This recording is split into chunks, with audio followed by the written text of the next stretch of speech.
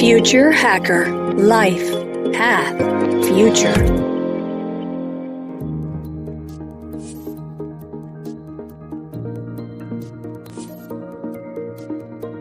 Hello, everybody, and welcome to Future Hacker. I'm your host, Maria Taide, and today we are talking to Peter Cabral. Peter is an expert from SingularityU Brazil. He's a political scientist specialized in economics, business management, and computer science and programming with a postgraduate degree in marketing. He's also a specialist in urban mobility, smart cities, infrastructure PPPs, and government relations, and world pioneer in shared economy and gig economy solutions. So you can see that he has everything to do with us, right, Peter? It's such a pleasure to have you here. Well, thank you so much. I appreciate the introduction. You are the future hacker, Peter. It's a real pleasure to be here with you guys. First off, congratulations on the channel. Wonderful work. You've talked with incredible folks, and it's just a pleasure to be here and contribute. Thank you. Thank you so much. We're so glad you're enjoying it. And, Peter, I'd like to begin with an article that you posted in SingularityU Brazil about the Great Reset and the concept of meta-enlightenment. It's about rethinking our values, our collective sense, the way we deal with everything around us. Can you give us an overview of this new mindset you are provoking? Okay, so it's just wonderful way to start our conversation. In order to talk about the Great Reset, you have to talk about our current moment in the pandemic. So COVID-19 really changed the way that we just go around our lives, just go about our lives. I mean, whether, we're talking about social activity, economic, financial activity, professional business activity, whether in the private or public sectors, COVID-19 arguably as a black swan event really changed things around for us. And, historically, if you look back in history, I mean, we haven't really come close together as a civilization in this modern era as we have now with COVID-19. I'll explain. I don't recall a moment in history, perhaps after the Second World War, whereas you had all these nations, you had a worldwide movement focused on one particular problem, investing time, investing human capital, investing financial resources in order to come up with a solution. And that's exactly what we did now with COVID-19, right? So the results are there. I mean, we have expedited a vaccine in an incredible amount of time. I mean, we're talking about what used to take 3, 4, 5, 6 years. It took a little bit, less, I guess, just about under a year or so to develop in terms of getting it, getting the vaccine approved and so forth. So we have come together in terms of worldwide collaboration as arguably we have yet to see in history. And that's tremendous.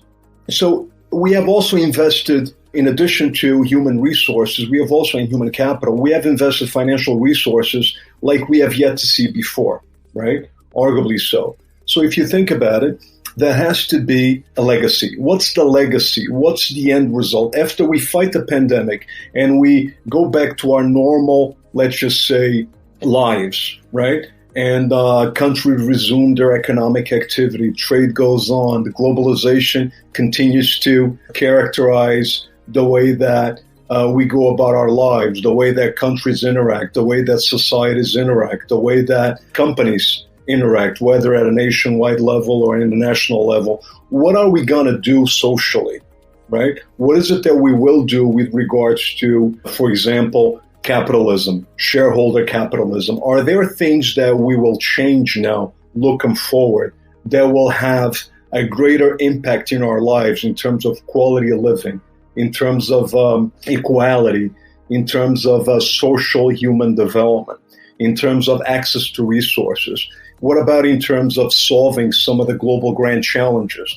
There are things today that we're focused on with regards to health, but we still have, particularly with regards to COVID-19, but we still have folks that die, for example, of AIDS. We have about 1 million people that die of AIDS every year or more so. What is it that we're doing about that? What are we doing about shelter? I mean, we've done a great deal of things with regards, for example, to poverty. So, for example, today we have about a little bit under 10% of the world's population that actually subsides under the line of poverty. The line of poverty is just about $1.90 a day. If you go back about 20, 30 years ago, we had over 35% of the world's population that actually was under the very same line of poverty, considering the very same standards or parameters. So we've done a great deal, particularly in South America, Southeast Asia, and other parts of the world, to raise those folks out of poverty, to create financial, sustainable human development, social development. And although we've done a great deal, there's still a lot more to do, right? So we're talking about circular economies. Now we look back and we understand that in terms of generation of wealth, and just a small parenthesis, we do a great deal at generating wealth. I mean, after the Washington Consensus, we understand that as a civilized, globalized world today, we generate north of $86 trillion worth of financial wealth every year. We've done very, very well at doing that. What we need to do now is to generate an environment where everyone has access to opportunity, right? Where everyone has access to grow financially, to develop themselves socially. And that's something that I think that with this particular, considering our momentum today, our actual moment today, we can do a lot more. That's the true legacy with regards to COVID. It's to understand what is it that was working, what is it that's not working as well as it should. And if you think about it in analogical terms, you push the button, the great reset button, and it's almost like you adapt and you take advantage of this moment of change to create positive impact. And when I mean positive impact, I would say that the true north should be solve the world's problems, make investments in areas that actually mean a lot and that actually have practical gain. So, for example, energy resources, food, shelter. I mentioned poverty. You know, we have issues with cities that are growing 30, 40, 50% year after year in terms of urban population. By no chance, this is called by the United Nations UN Habitat. The 21st century was labeled as the urban century because we already have more than half of the world's population living in cities. So let's take advantage of this momentum, this time of change, the momentum that COVID has generated, and let's push that button. And I say push the button and reset, focused on the global grand challenges, right? There has to be a way to solve those issues, those problems, and the way to do it is to continue to collaborate in an organized, synchronized fashion, as we've done now with COVID-19, which I argue we have yet to have done that since Second World War. In terms of meta-illuminism, that's an authorial thesis that I've developed.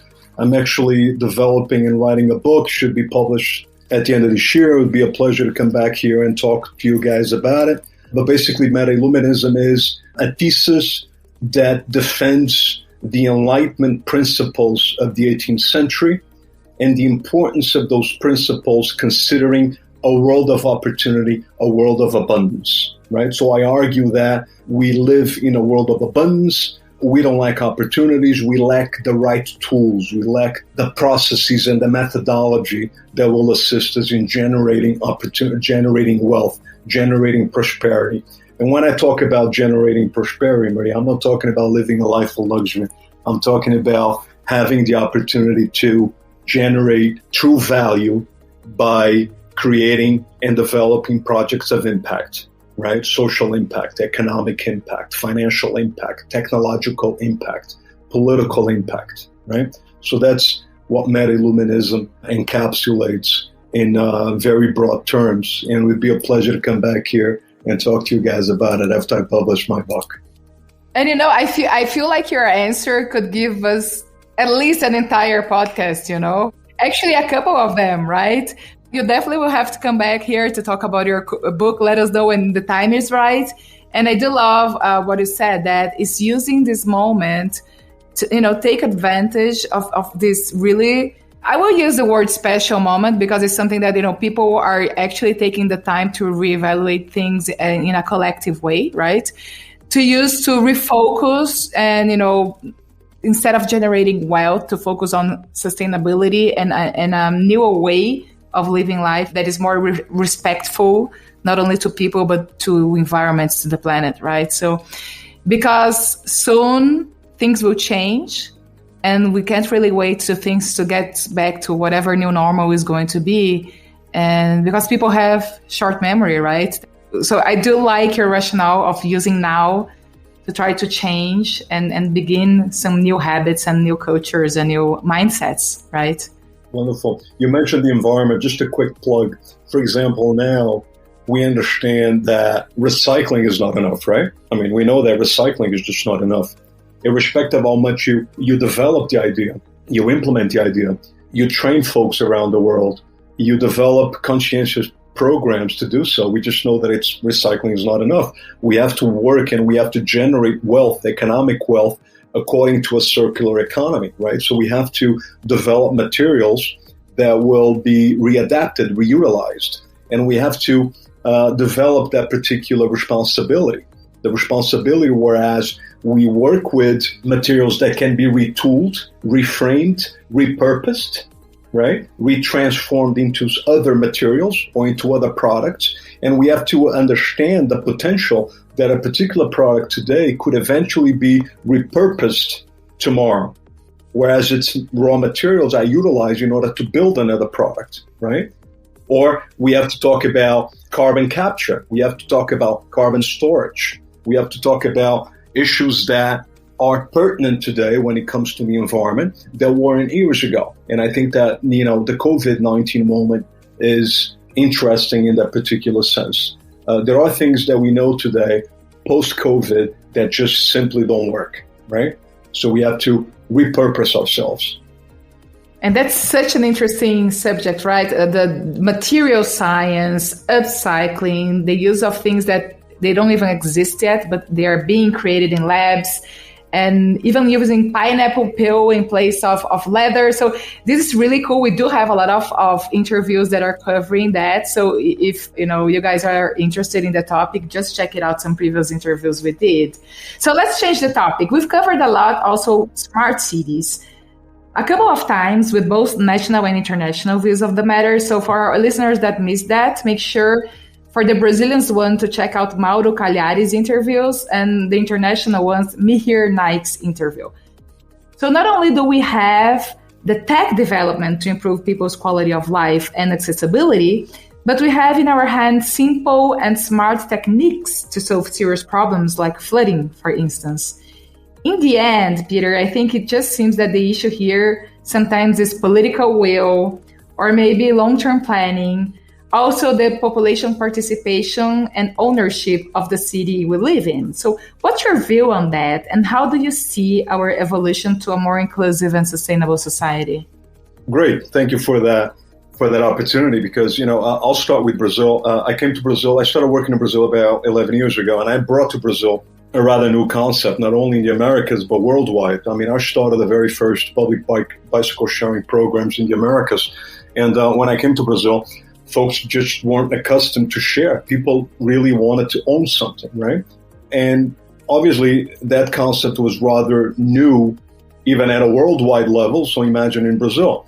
And I don't mean it with any sort of disparaging. I'm just saying that that's how it was. And my first challenge was to cultivate and to foment the sense and the importance associated with sharing. And with that came a series of externalities as a result. So folks decided, or they started to see that, hold on, this is pretty cool. So if I can share this asset, let's just say a bicycle, and I'll use it for leisure, for example, or eventually I'll start utilizing for leisure purposes. But tomorrow, perhaps I'll utilize it as a mode of transportation. I'll use it to integrate with other modes of transportation. In this case, let's just say mass transit, right? And once folks start to develop the habit, they realize that, hold on a second, so I will be utilizing a bicycle tomorrow as I get off the subway so I could get to my university, my college. So I best take care of this bike today, because not only this bike could very well be the same bike that I'll utilize tomorrow, but I have to care about the other guy that has a similar pattern or a similar usage as I do.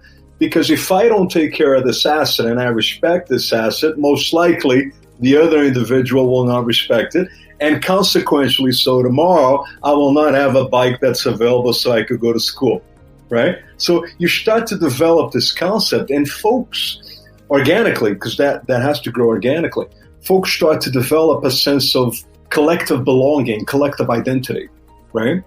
And for example, with that being the very first project in the Americas with regards to sharing, you have other very successful projects here in Brazil that weren't pioneered in Brazil, that came already to Brazil at a mature stage, but that today gain worldwide importance. For example, Uber. Uber has in São Paulo and other cities in Brazil one of its prime markets. So that just goes to tell you how Brazilians adopted the idea and accustomed themselves to the idea of sharing versus ownership, right? So they rather have access to something, whether that's a service or a physical asset, some sort of an object that has physical value for them. They prefer that as in lieu of what prior years before people used to own, right? So now we see that with cars, we see that with bicycles, we see that with other services around big cities like São Paulo. So, when you talk about public policy, I use this analogy because I see that Brazilians are going through a trend of getting more involved. They are learning more about their social contract. And when I say social contract, I mean their responsibilities, because as a citizen, being part of citizenry and the polis, you have a responsibility, a civic responsibility to seek your representation, right? When you seek representation, you need to educate yourself with regards to whom am I voting for? What are his programs? What is it that here in my particular neighborhood, my community needs? I need to converse with my local representatives. I need to make sure that my elected representatives are in tune with my needs, my micro and my macro needs, right? So I see that as gained great momentum here in Brazil. We've had folks manifesting in a healthy fashion their political views. I see folks rather engaged politically, and I think that this is positive because as you have an engaged polis, as you have an engaged citizenry, eventually you'll see the reflexes of that particular engagement in public policy. And when you see those reflexes in public policy, obviously you'll have programs that incentivize not only that particular engagement, but you also have greater transparency in the public sector and a greater sense of responsibility in not only developing the right project, but also in executing the right project at the right time, right? So it's a costly process. It's a process that takes time, but I see that happening here in Brazil, right? And usually I like to draw the example as something that we've already seen in other countries, particularly in the North, let's just say the United States, for example, whereas privatization is something that the government sees in a rather logical fashion, right? Because they see that, well, we just can't do this service, so we cannot perform this service as efficient as a private company would do. So let's just privatize this service. Let's privatize this agency. Let's privatize this product, right? And with that comes a great sense of responsibility in developing the right project. And with developing the right project, you have the proper policy associated with that project and with that service performance. And now you start to see that here in Brazil, whereas now the government understands that it can't do everything. There are certain services that ought to be privatized, and the private sector does a great deal, is much better than the public sector at doing that. So now you have areas such as public lighting, you have water treatment, you have public transportation, certain areas that are finally gaining an improvement in service, in quality of services, right?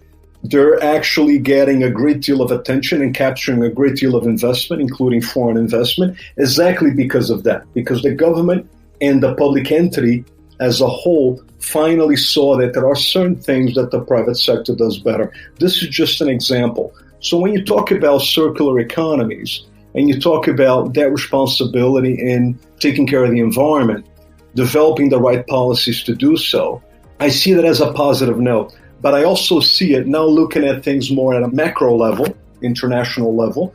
I see that companies, the private entities, the private sector has a fair share of work to be done as well. So, I mean, if you look at right after the Second World War, after the Washington Consensus, and you start getting into like, Milton Friedman's teachings and, true capitalist movement that started early 60s, late 60s, we've done a phenomenal job as an organized global economy in generating wealth, in developing capitalism, right? So Milton Friedman used to say that the business of business is to do business.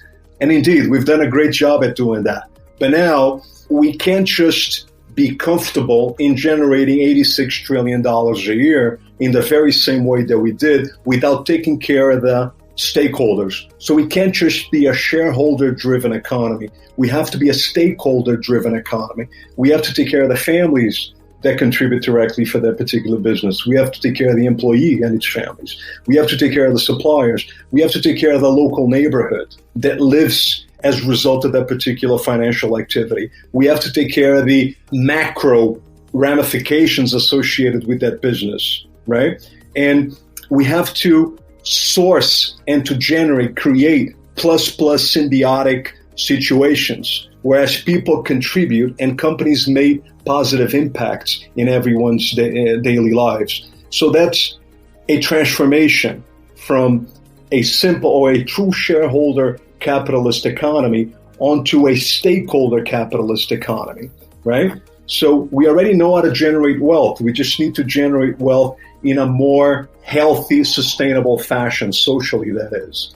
So that's my view on that. Peter, thank you so much for such a rich content. And, we do have the plan on some days starting doing debates as well, instead of only interviews. And I really, really hope you can be our guest. So everybody, you can see that we still have so much to discuss. It's such a great content. So stay tuned. I'm ending this first episode, but we are surely moving on to a second one. Stay tuned, everybody. Future Hacker. Life. Path. Future.